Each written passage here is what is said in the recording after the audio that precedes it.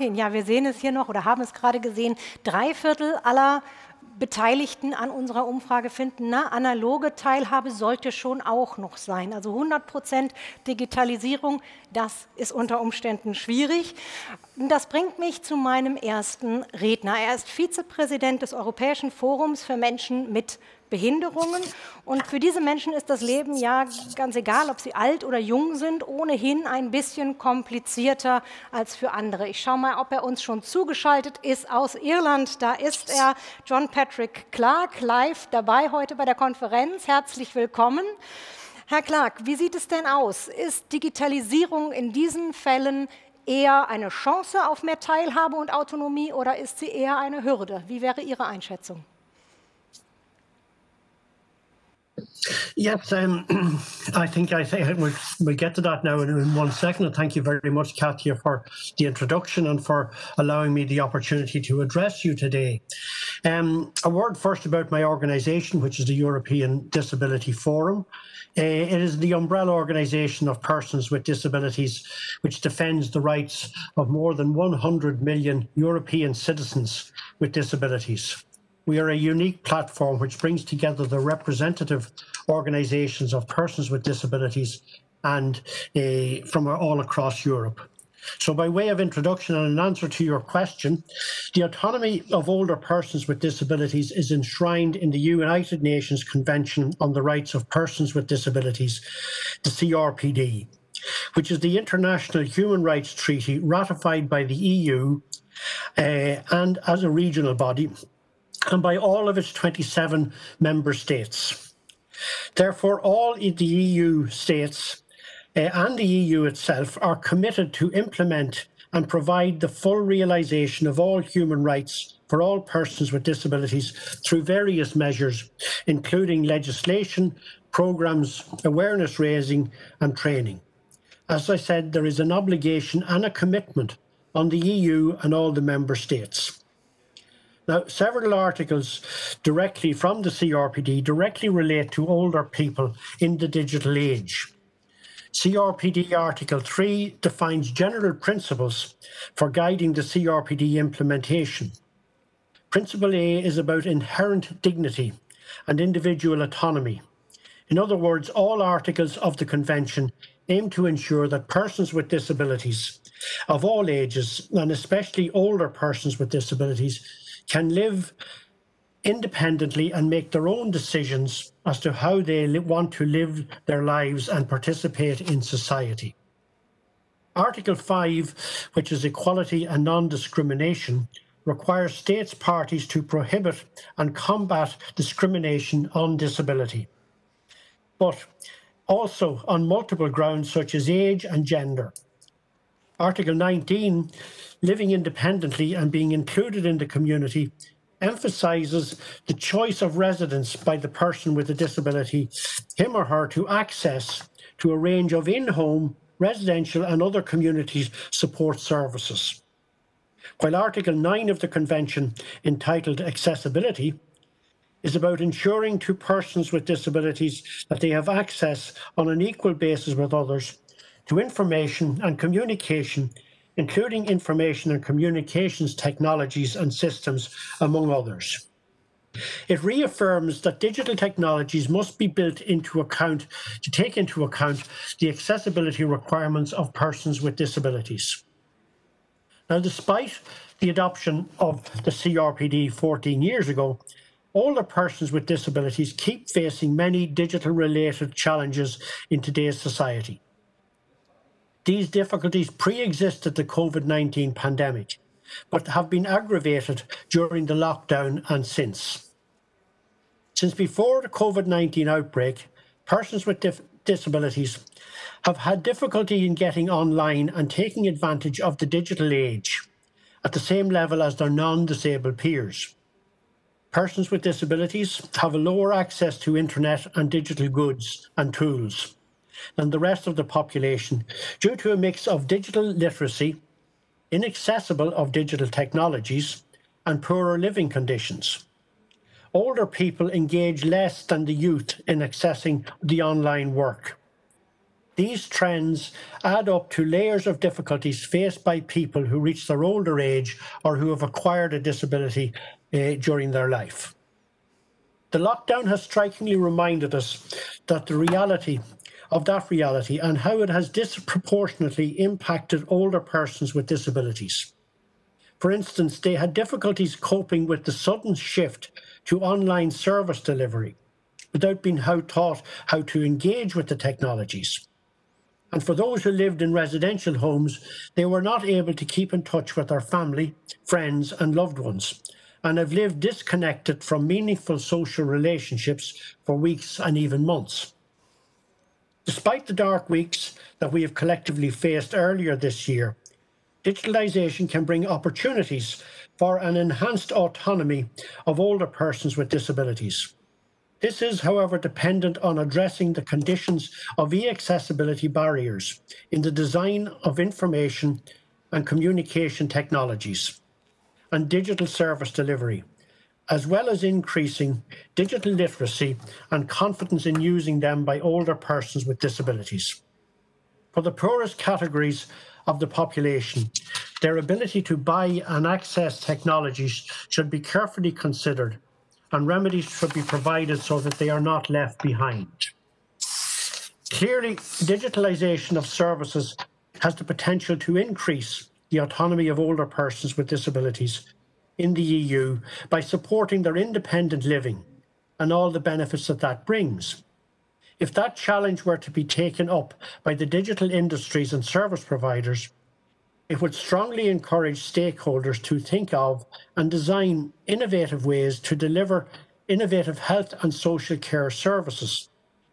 This way, it would ensure that older persons with disabilities can keep in touch with their network of carers, both formal and informal, as well as with their family, close relatives and friends. In particular, digitalisation should not be intrusive of the lives of older persons with disabilities, but it should rather enhance their abilities to engage in everyday living activities, being included in their communities. For that purpose, the technologies and online services must be designed and delivered respecting the concepts of design for all, usability, e-accessibility, and the interoperability and affordability, so that older users with disabilities can keep pace with digital development and benefit from it all. Also, the co-creation principle is vitally important, according to which users should be involved in designing products and services. This is the way too often forgotten in the rapid pace of technological developments, having a negative impact on the ability and the willingness of older users with disabilities to go digital. Interoperability of assistive technologies with those mainstream digital products and services and an increased availability of assistive technologies are dramatically needed. Unfortunately, many member states do have an age limit when it comes to providing assistive technologies to older people, whether with or without disabilities. And the take-up of older people with disabilities who might not be born or used to those products in ways of accessing services.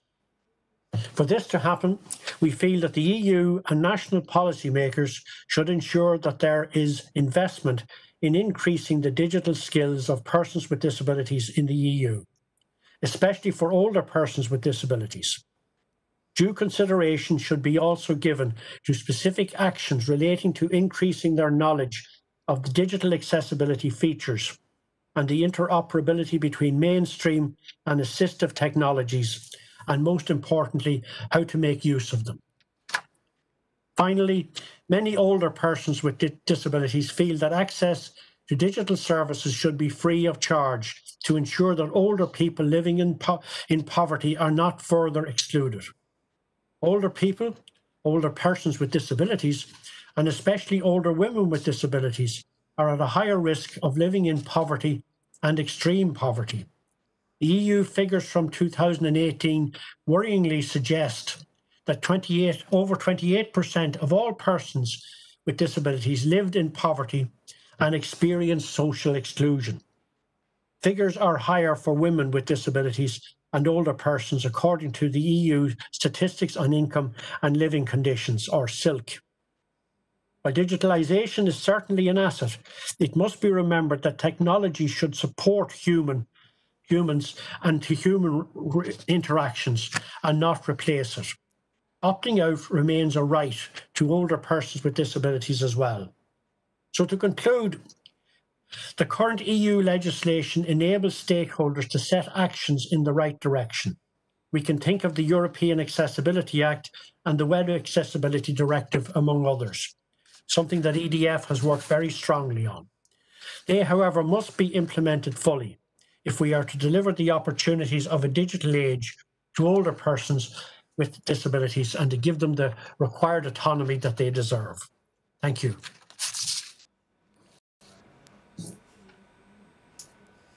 Vielen herzlichen Dank, Herr Clarke, für diesen Input. Sollten Sie, meine Damen und Herren, jetzt schon Fragen haben zu dieser Rede, warten Sie noch eine kleine Sekunde oder schreiben Sie jetzt uns schon in den Chat, dann gehen Sie uns auch nicht verloren für die Diskussion gleich. Aber bevor wir in die Diskussion einsteigen, haben wir noch zwei weitere kurze Inputs und für den nächsten müssen wir virtuell gar nicht weit reisen, nämlich nur von Irland bis England. Das ist ein kleiner Sprung. Da ist Robin Allen uns zugeschaltet. Ich schaue mal, ist er schon da? Da ist er. Herzlich willkommen, Robin Allen. Er ist Anwalt, spezialisiert auf Gleichstellungs- und Antidiskriminierungsrecht und in diesem Bereich europaweit tätig als Sachverständiger und auch als Politikberater. Jetzt stellt er sein Fachwissen in das Interesse oder in den Dienst unserer Diskussion. Wir freuen uns sehr darüber. Herzlich willkommen, Herr Allen, Sie haben das Wort. Hello. Thank you very much indeed for inviting me to this important conference. Can I start by saying how important I think the principle of autonomy is? The right to self-determination, which lies at the heart of autonomy, was very recently reaffirmed by Germany's federal court in the famous Facebook judgment earlier this year. Now, you may say Facebook is not directly concerned with the rights of older persons, but you would be surprised how often older persons use Facebook in order to make connections with their family and friends, and how important that is in the age of COVID. This is what the German Federal Court said. The lack of choice for Facebook users not only affects their personal autonomy, but also the protection of their right to informational self-determination. And this is also protected by the General Data Protection Regulation.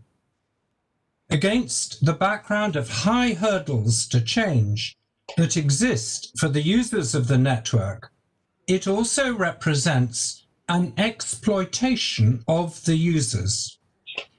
And this is an important point we should bear in mind at the very beginning, because wherever there is a lack of autonomy as a result of new technologies, we are actually talking about exploitation.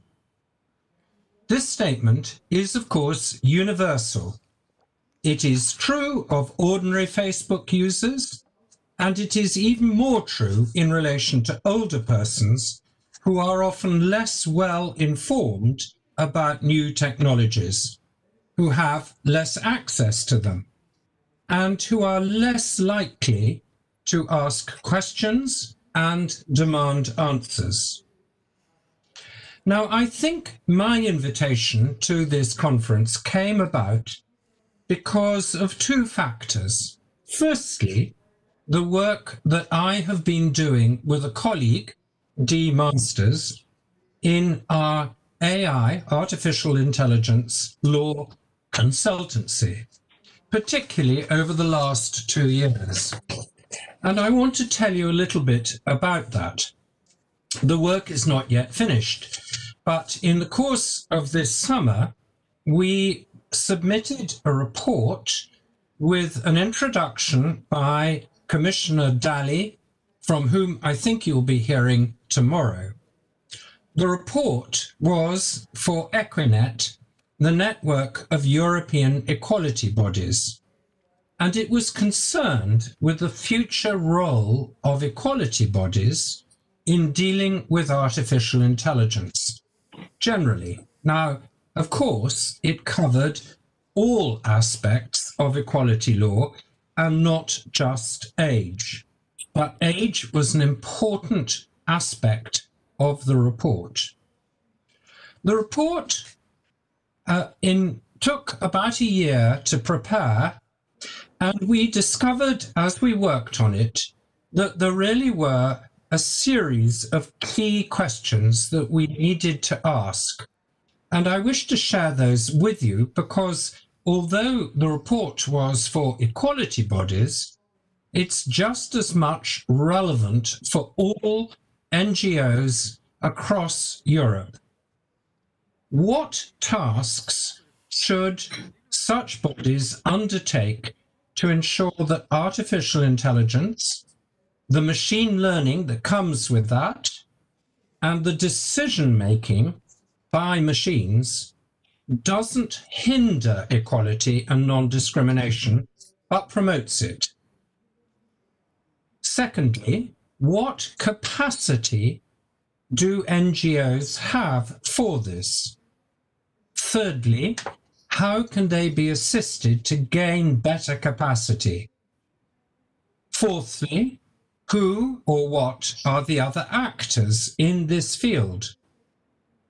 Fifthly, does the current discussion on the ethical approach to artificial intelligence support legal rights? And lastly, how well do the regulatory tools in states work with artificial intelligence to make sure that it's a force for good? Now, the report, in a way, was promoted and provoked by the statement by Ursula von der Leyen when she put herself forward to be the president of the European Commission. The first step we took was to conduct a survey of European equality bodies. And we discovered that there were many, many cases in which there was a lack of information. But we also discovered how much artificial intelligence was being used to monitor health, to promote and distribute social advantages. And as a result, we made 30 recommendations to Equinet and indeed for equality bodies, for national authorities, the Commission, and for the Council of Europe. I want to just talk about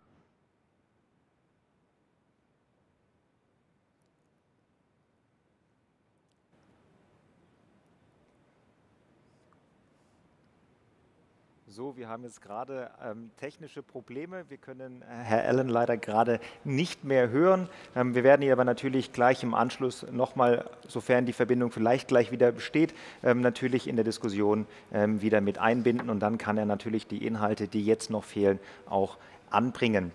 Bevor wir jetzt weitermachen mit Claudia Müller, sind erstmal wieder Sie gefragt. Wir haben eine kleine Umfrage für Sie. Und zwar: Glauben Sie, dass Ihr Recht auf Selbstbestimmung im Alter respektiert wird? Sollte jetzt eingeblendet sein. Hinter mir. Da ist sie schon. Ja, nein und ich weiß nicht. Und da springt es natürlich sofort. Nein, jetzt bin ich selbst raus. Don't know ist direkt mal ganz nach vorne gegangen.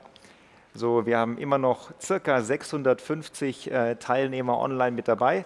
Das heißt, wir können hier natürlich auch Aussagen treffen, die... Jetzt springt es aber ganz wild hin und her.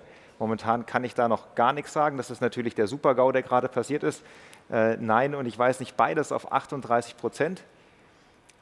Beides auf 39%. So, es springt hinterher, aber, na, jetzt wollte ich gerade schon sagen, es hat sich irgendwie eingependelt, aber ein Ergebnis. dass man vielleicht deuten kann, dass einfach sagen, okay,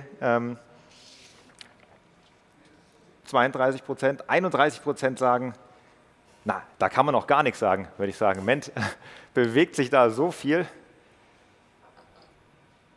So muss das bei einer Wahlnacht sein, glaube ich. Und wenn da so viel passieren würde, wäre das natürlich auch spannend für die Moderatoren, die sich dieser Umfrage dann widmen dürfen.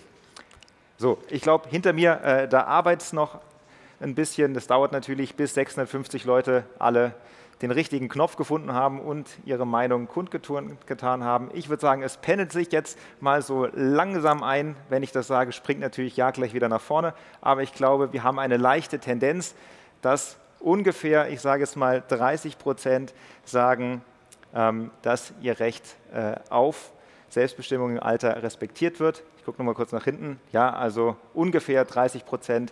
Das bedeutet, ungefähr 70% sagen Nein oder ich weiß nicht. Bin mal gespannt, was Claudia Müller von diesen Zahlen hält.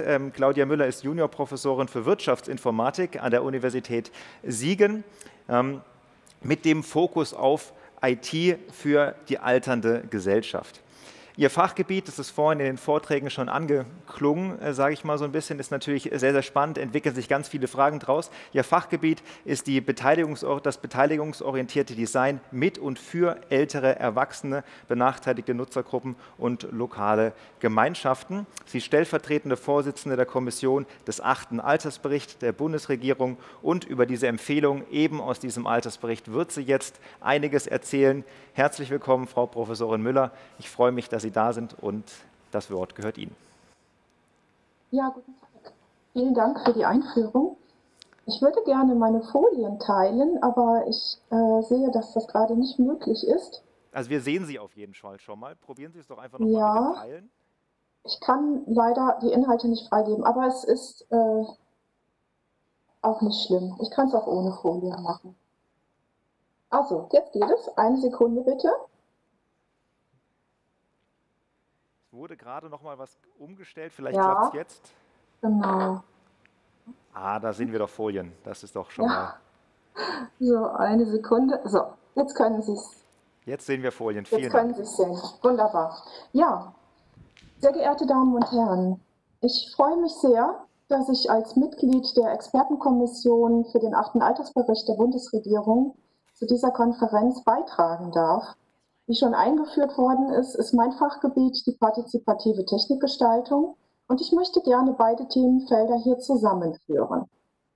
Zum 8. Altersbericht. Der Bericht beschäftigt sich mit dem Thema ältere Menschen und Digitalisierung. Und der Bericht wurde vor kurzem veröffentlicht. Der Bericht ist im Internet abrufbar, in Deutsch und auch in einer englischen Fassung mit den zentralen Thesen und Empfehlungen.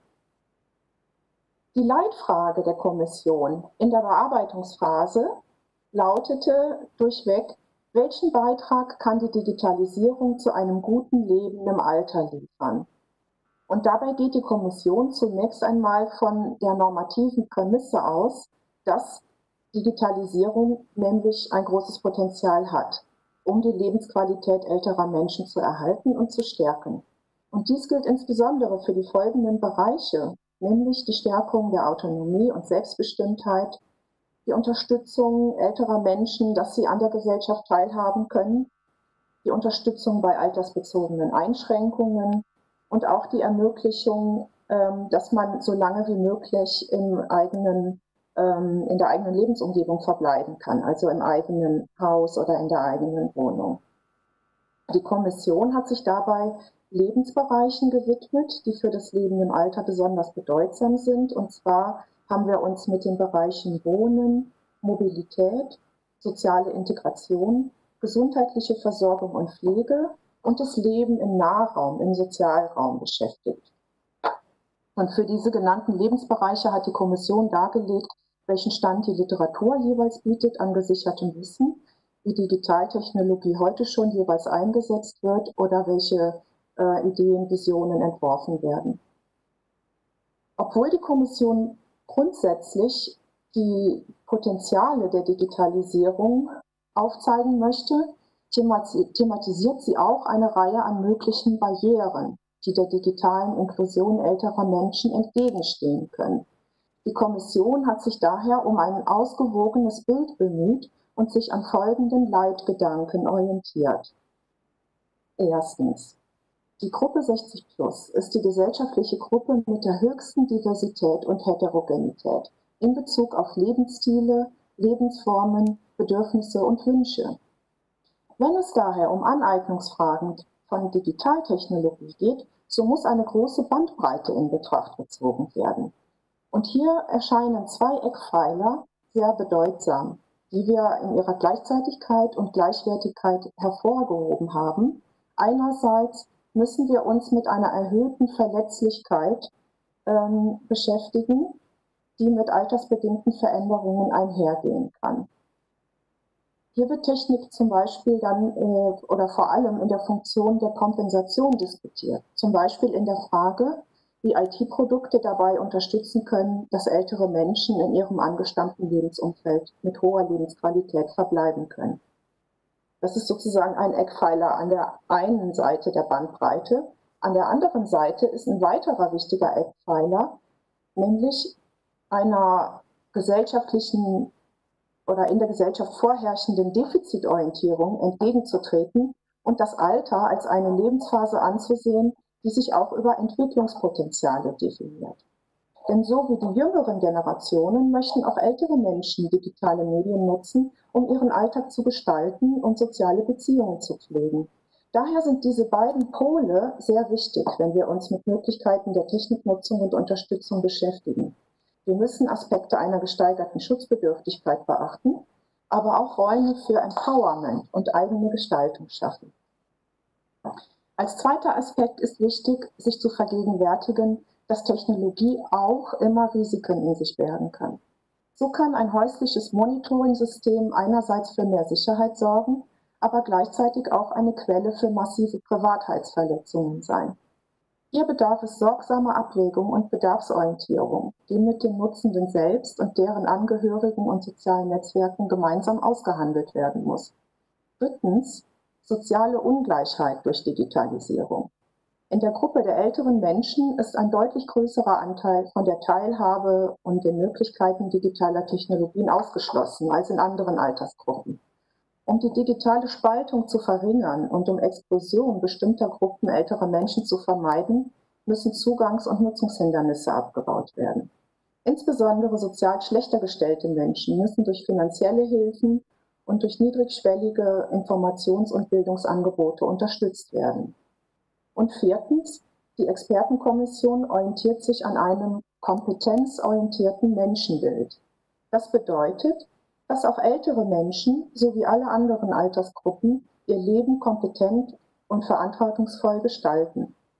Diese Grundhaltung stellt sich häufig vorherrschenden Bildern entgegen, die ältere Menschen eher als technikablehnend darstellen oder dass sie mit technischen Entwicklungen nicht mithalten können. Hier ist der Fokus auf die Lernfreundlichkeit von Geräten zu legen, aber auch darauf, welche Altersbilder im Zusammenhang mit digitaler Produktentwicklung aufkommen.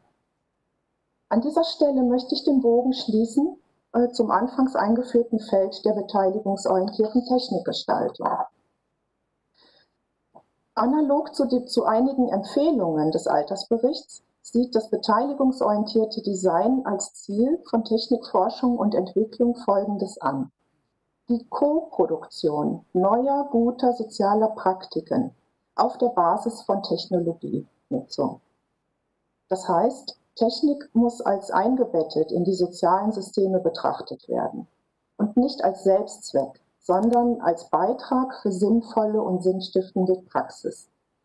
Dazu ist es notwendig, endnutzende und relevante Stakeholdergruppen intensiv und langfristig in Technikentwicklungsprojekte einzubeziehen.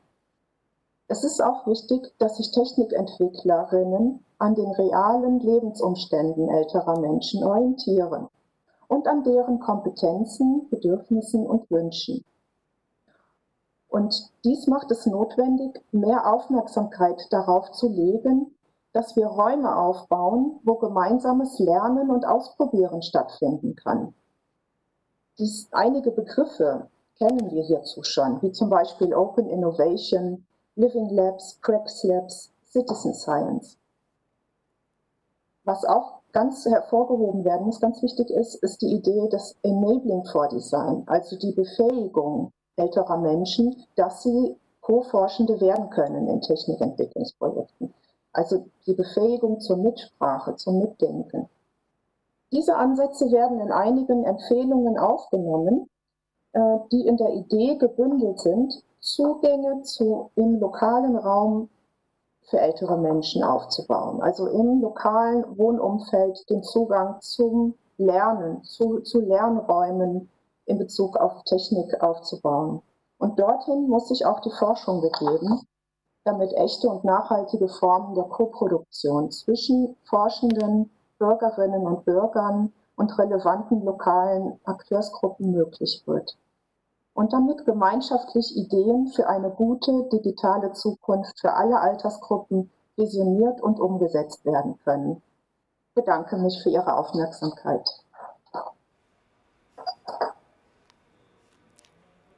Vielen herzlichen Dank, Frau Müller. Wir haben eine gute Nachricht, bevor wir zur Gesamtdiskussion mit allen drei Teilnehmern kommen. Wir haben Herrn Allen zurück. Herr Allen, sind Sie da in London? Jawohl, in England uns wieder zugeschaltet. Hervorragend. Herr Allen, eine Frage noch, die eben ein bisschen fehlte in Ihrer Rede. Was denken Sie denn, was kann die Kommission mit Blick auf künstliche Intelligenz tun? Also was hätte da einen besonders großen Effekt? I think the Commission can have a quite enormous effect across Europe. It's likely to bring forward really important proposals later this year or early next year. I think it will recommend, I hope it will recommend, a register of the most high-risk artificial intelligence programs. And I think it will also underpin the importance of individual involvement. The Commission has has committed itself to having human-centric artificial intelligence. And everything I've heard in this conference shows how important that is. And it is, I think, a principle that we should all argue for. So I look very much forward to seeing the Commission proposing that there should be a register of high-risk uses of artificial intelligence, and that that will mean that there will have to be special care in that particular area. Thank you very much for letting me rejoin you. Vielen Dank, Robin Allen. Bitte nicht durfte, sondern bitte bleiben Sie auch noch weiterhin bei uns. Jetzt starten wir nämlich gleich mit der Diskussionsrunde und ich darf Patrick Clarke auch wieder bei uns begrüßen und natürlich auch Frau Müller, die wir jetzt bitte alle zusammenschalten. Und wir müssen jetzt alle eigentlich hier hinten auf unserer großen Wand alle drei sehen. Sehr schön, dass Sie alle mit dabei sind und ganz kurz auch noch mal an Sie zu Hause im Büro, wovon auch immer Sie uns zuschauen. Sie können gerne Fragen stellen, wieder bei Q&A einfach einstellen und dann können wir die Fragen direkt weiterreichen. Ja, vielen Dank. Ich würde gern starten mit einer Frage, weil die bei Ihnen allen drei durchkam. Sie haben gerade das Stichwort noch gegeben, menschenzentrierter Ansatz. Also tatsächlich zu gucken, das Ganze nicht nur technologiegetrieben zu machen, sondern zu schauen letztendlich, was sind denn die Bedürfnisse der Menschen. Jetzt hatte Frau Müller es, glaube ich, angesprochen, dass wir es auch mit einer sehr heterogenen Gruppe zu tun haben. Kann man denn das tatsächlich so einfach formulieren? Also ist das überhaupt was Machbares, dieser Ansatz? Frau Müller, wie würden Sie es einschätzen? Wie groß ist diese Hürde der Heterogenität? Ja, also da würde ich wieder meine Empfehlungen auch hier in Anschlag bringen, partizipative Gestaltungsprozesse zu verfolgen. Wir müssen im Moment noch viel besser verstehen, wie wir mit dieser Heterogenität in der Technikentwicklung umgehen können. Da haben wir bisher noch nicht viel systematisiert. Und das steht eigentlich auch noch an in der Technikentwicklung, aber auch generell. Aber es ist so, durch Beteiligung und Ermöglichung der Beteiligung von Zielgruppen werden wir diesem Ziel auch Stück für Stück näher kommen können. Herr Allen, Sie hatten eben gesagt, es wäre ganz zentral, dass man das, was sozusagen schadet oder was gefährlich ist, dass man versucht, das von vornherein zu begrenzen. Sie sind Jurist. Wie sind denn da die juristischen Möglichkeiten überhaupt? Weil wir haben es ja nun mal mit freier Wirtschaft zu tun. Well, we certainly do. Speaking for myself, we have a good start in Article 22 of the General Data Protection Regulation, which effectively says that you can't have decisions made about you by machine alone. But the problem is that we really need to go a little further than that, because very often decisions are taken about individuals effectively by machines, but only with a very light touch of a human being involvement. And we have to bridge this and make sure that there is education that enables people who use AI systems to interrogate them, to understand what they're saying, and to build on the communication that is needed to really make autonomy real.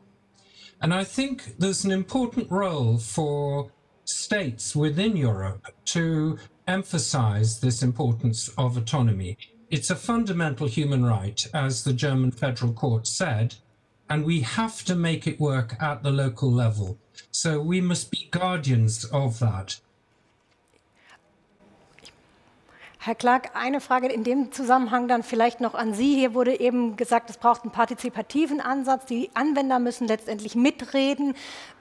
Wie ist es denn? Sie vertreten Menschen mit Behinderungen, alte wie junge.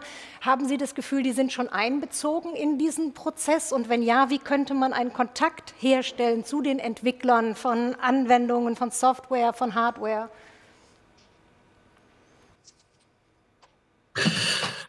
Yeah, well, within EDF, we would have quite good contacts with the developers of software, not so much with the hardware developers, and we've got good collaborations. But I think that there needs to be a holistic approach to this, I mean, and a systemic approach.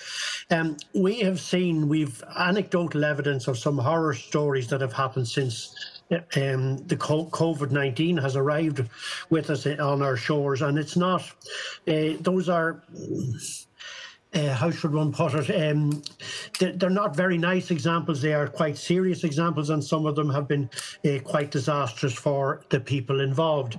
So I think that there needs to be a greater cooperation and no more working in silos. Everybody needs to be out, have it all out in the open, and people need to be able to access this, all these technologies, but also access.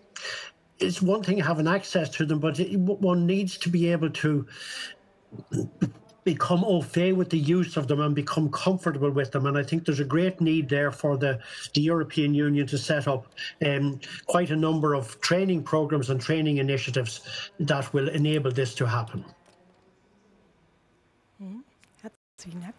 Genau, wir haben jetzt gerade wieder eine top-geratete Frage reinbekommen, die geht direkt an Mr. Clarke.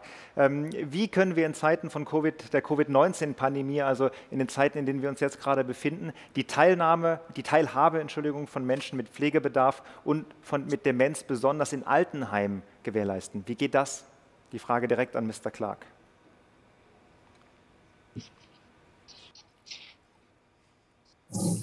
Yes, this has been a particular problem, particularly in Ireland, where unfortunately people in nursing homes and residential care settings would account for quite a substantial portion of the deaths due to COVID-19. And there, as I said, there have been disastrous stories, anecdotal evidence, and I think this is something that will need to be researched and revisited as time goes on. It is not an easy, there is not one easy solution, but I do think that the people referred to in the question have been largely abandoned at the very start of the process. I think it is changing now, but at the very start of COVID-19, I think they were abandoned. And I think that's regrettable. And I think that there is a need for efforts to be made to make sure that this does not happen, it does not continue, and certainly will not happen again. Herzlichen Dank. Wir haben noch eine Frage, die sehr anknüpft auch an das, was wir vorher schon gehört haben. Sie scheint sehr auf den Nägeln zu brennen, aber auch an das, was Sie gesagt haben. Sie haben alle in Ihren Reden gesagt, es muss einfach zugänglich sein und es darf auch nicht zu teuer sein, an der Entwicklung der Digitalisierung teilzunehmen. Jetzt wäre meine Frage, wie kriegt man das hin? Wir haben es hier mit Unternehmen zu tun, deren Geschäftsmodell darauf basiert, dass sie immer schneller Technologien, neue technische Lösungen, neue Designs anbieten, dass alte Sachen sehr schnell vom Markt genommen werden. Es sind ja nicht nur alte Leute, ich kenne durchaus Leute meiner Generation, die sagen, oh nein, jetzt hatte gerade alles funktioniert, jetzt geht es wieder nicht mehr. Wie kriegt man das hin? Kriegt man Ihrer Einschätzung nach diese Unternehmen ins Boot, in einen Dialog, oder müsste, wie Herr Clarke es eben angedeutet hat, die Alternative sein, dass man sich mehr auf eine eigene Geschichte fokussiert, eine Open-Access-Lösung, vielleicht auch für Europa? Wie schätzen Sie das ein? Wer möchte? Ja, Frau Müller, gerne. Ja, also eine Empfehlung im 8. Altersbericht richtet sich ganz explizit darauf, dass der Verbraucherschutz gestärkt werden muss. Und dazu gehört eben auch eine Ansprache der Industrie. Eine Möglichkeit, die überlegt worden ist, ist beispielsweise, dass eine Art Siegel eingeführt werden könnte. Ja, wo eben ältere Menschen verbindliche Informationen bekommen über Produkte, wo man auch vielleicht schaffen kann, eine bessere Übersichtlichkeit herzustellen, aber eben auch als eine Motivation oder eine Aufmerksammachung an die Industrie. Hey, hier ist eine ganz große Gruppe an Personen, die eigentlich gerne eure Produkte kaufen möchten, aber den Zugang nicht haben und zu wenig darüber wissen. So, das ist ein Aspekt, den wir in der Altersberichtskommission auch diskutiert haben und formuliert haben. Wie sehen es damit könnte man vielleicht auch dieses, was Sie ja meinen, ist, dass ich habe mir einmal das Betriebssystem jetzt endlich angeeignet und schon verschwinden die Buttons von oben links nach unten rechts, und das macht es mir sehr schwer, wirklich eine nachhaltige und regelmäßige Nutzung zu haben. Das könnte eben auch die Industrie, die Wirtschaft auch zum Nachdenken anregen, eben auch nachhaltigere Produkte, nachhaltigere Designs auch herzustellen. Vielen Dank, Frau Müller. Ich würde auch die Position von Herrn Allen gerne hören zu diesem Thema. Wie schätzen Sie das ein? Wird es gelingen, sozusagen die Unternehmen ins Boot zu holen, oder braucht es rechtliche Grenzen oder anderweitige Vorgaben? I think it's a really interesting argument or discussion about where economics, business economics, meets legal rights. So if you've got a new technology that's being introduced, it's not going to sell unless there is an ability for people who are going to buy it to understand what it does. But that doesn't mean that the people who are affected by it will necessarily know. And so we must have an ethical principle which goes further, becomes a regulatory obligation to make sure that people, not only who use artificial intelligence technologies, digital technologies, can understand what they're going to get out of them, but also the people affected by it can understand as well. There is one particular problem which is at the other end of the spectrum, and there are some areas where there is a monopoly or a near monopoly. Nobody really understands how Google works or how Facebook works. All these very big technologies are able to just tell us this is how it's going to be. And in my view, that's not good enough, because it means that autonomy is completely lacking. We're no longer in control. And that's where the regulation at the highest level by national governments and by the Commission and the European Union generally is so important. We need to see it in these two different ways. very new technologies will try to sell themselves. The old established organizations with monopoly power have to be treated differently.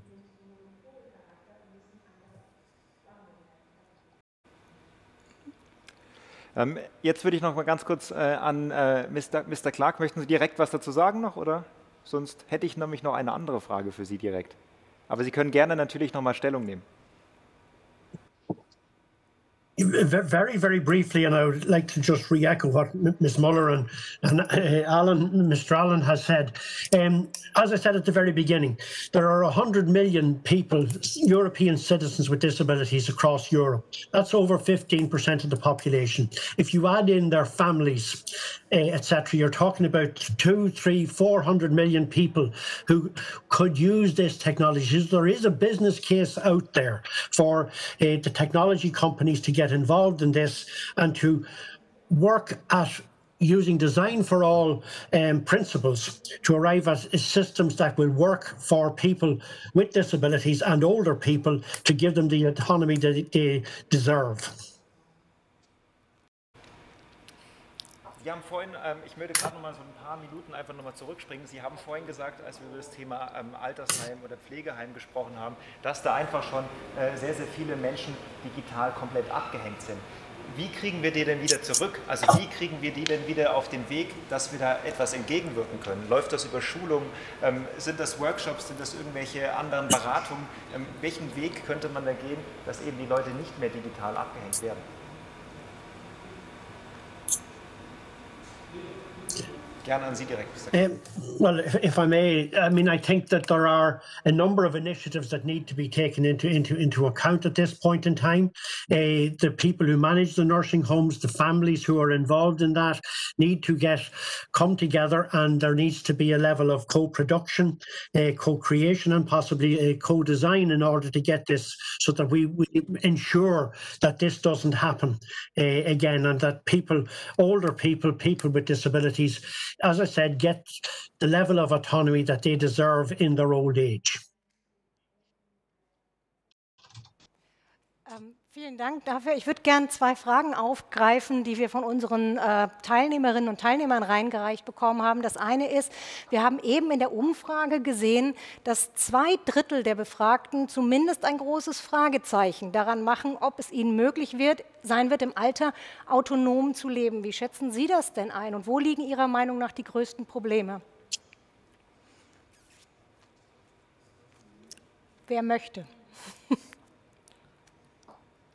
Ja, Frau Müller, gerne. Also aus der Perspektive der Altersgerichtskommission zu antworten. Die Kommission hat ja 12 Empfehlungen ausgesprochen und die zeigen eigentlich, wie vielfältig das Problem ist. Also es fängt eben an mit dem Problem, dass nicht alle älteren Menschen immer Zugang zum Internet haben. Und das ist die Forderung. In allen Lebensformen älterer Menschen soll der Zugang zum Internet und zu Geräten, digitalen Technologie gewährleistet sein. Dann gibt es Zugangsbarrieren, die finanzieller Natur sind. Ja, diejenigen, die finanziell schwächer sind, diese Menschen sollten auch die Möglichkeit haben, sich diese Geräte anzueignen und diese zu bekommen. Dann ist das ein ganz großes Thema, auch die digitale Kompetenz, digitale Souveränität, wie es im Bericht genannt wird. Nicht nur bei älteren Menschen, sondern eigentlich auch bei allen Menschen, die mit älteren Menschen arbeiten. Also hier geht es um Berufsgruppen, die für ältere Menschen arbeiten, zum Beispiel Handwerk, Gewerke des Handwerks bis zur Pflege. Und ein weiterer Punkt ist eben, dass es auch an niedrigschwelligen Zugangsmöglichkeiten, an niedrigschwelligen Lernräumen mangelt. In Deutschland, insbesondere auch durch die BAGSO, sind wir da, glaube ich, schon relativ weit, dass es in vielen Städten und in vielen regionalen Räumen Internetcafés gibt, viel ehrenamtlich Engagierte. Aber das sind alles Themen, die noch viel, viel mehr ausgeweitet werden müssen. Das erreicht nicht alle Menschen, gerade die sogenannten schwer Erreichbaren. Vielen Dank, Frau Müller. Wir haben noch eine interessante Frage, die genau da anknüpft. Aber Herr Allen würde gerne noch. Bitte kurz. Sehr. Please, can I, just to say, I agree very much with our two other speakers, but I want to add 2 points very closely connected in answer to your question. There is a growing movement now of good practice of having digital impact assessments. So in any context in which a new technology is being used in a care home, by a doctor's surgery, by a pharmacy, and so on, and in its development, there should be an assessment of its impact. And this can help to show where there are problems and where there will need to be more work done of the kind that's been suggested to make sure accessibility really works. And alongside that, we have recommended in the past that organizations should have digital officers who have a responsibility, sometimes even a digital director at the board level, a responsibility to make sure that the business is being run in an ethical way in its use of these technologies. So it's increasing the responsibility and greater analysis. Mr. Clarke, Sie hatten direkt angemeldet, dass Sie was sagen möchten. Bitte schön.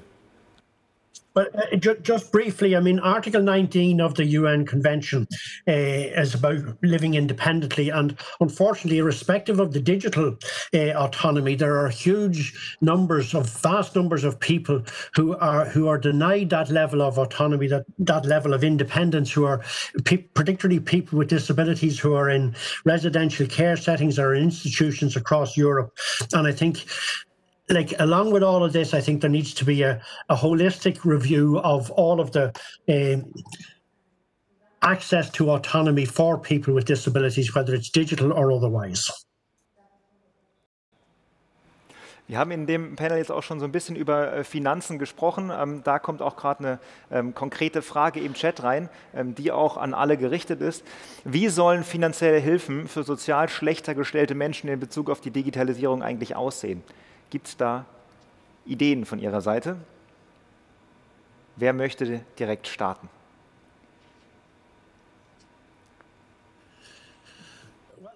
Mr. Clarke? I think there needs to be a level of a minimum income, a living income that people should have, irrespective of their age. I think that, as I mentioned, that there are certain parts of Europe where assistive technology devices or any technological aids or otherwise are not available to people once they become elderly, and this is not acceptable. I think there's a huge body of work to be done by the EU to enable that, but I think that there can be innovative ways that governments can come up with that will enable people with disabilities and elderly people to have access to these technologies, these emerging technologies. Herr Allen, gerne mit der Wortmeldung zum gleichen Thema. Yes, I think it's a very interesting topic. This is an area where new technologies can be very helpful for older people. One of the things that we are seeing more and more of are financial scams and frauds. I myself I've not fortunately fallen for the scam, but just 2 days ago, I was rung up by somebody pretending to be from Amazon, wanting to get my bank details. Now, there is a great deal more that financial institutions can do. They're beginning to do some things. They are coming under pressure, but technology can help to protect in relation to scams and frauds, and particularly to help older people to make sure that they don't give away information that they should not be giving. By introducing checks, by making sure that decisions are really properly correlated to the individual, and that the individual knows what they're doing with their money. So I think there is a big role to play, but we must demand it, that it is played by tech companies, by banks, financial institutions, insurance companies, and so on, to help older people, to protect them, to use their autonomy sensibly and well. Das ist ein ganz spannender Aspekt, den Sie gerade angesprochen haben, weil der sich sehr schön matcht mit einer Idee, die wir hier haben, ist die Frage, soll es denn parallel zum Recht auf digitale Teilhabe eigentlich auch noch ein Recht auf analoges Leben geben? Also sprich, wie kriegt man es hin, dass wenig technikaffine Mitbürger weiterhin am öffentlichen Leben teilhaben dürfen? Also brauchen wir nicht nur einen Digitalbeauftragten in jeder Behörde und jeder Firma, sondern auch einen Analogrepräsentanten? Wie kriegt man das hin und sollte dieses Recht auch weiterhin bestehen?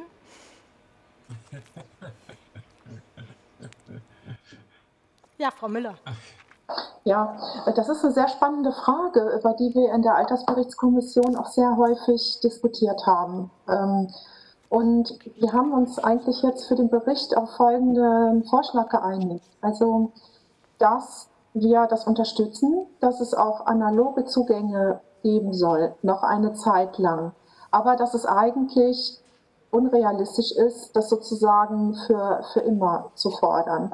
Also die Kommission hat sich überlegt, dass es für eine Übergangszeit, für die nächsten 10, 20 Jahre, dass es da auf jeden Fall beides geben muss. Aber viel wichtiger ist eigentlich, dass man hier wieder das Thema Lernmöglichkeiten, Lernräume, Zugänge schaffen, Bildung und Beratung, dass es darin eingebettet ist. Ja? Und wenn ein Beispiel, Zugänge können oder sollen im Quartier geschaffen werden, in Wohnortnähe. Und wenn es bestimmte Angebote für ältere Menschen gibt, die soziale Teilhabe fördern und da auch Technik-Workshops vielleicht integriert sind, dann bekommt das Thema auch nochmal eine andere Perspektive. Ja? Und dann bekommen Menschen andere Möglichkeiten, niedrigschwellige Möglichkeiten, sich mit diesen Themen auseinanderzusetzen.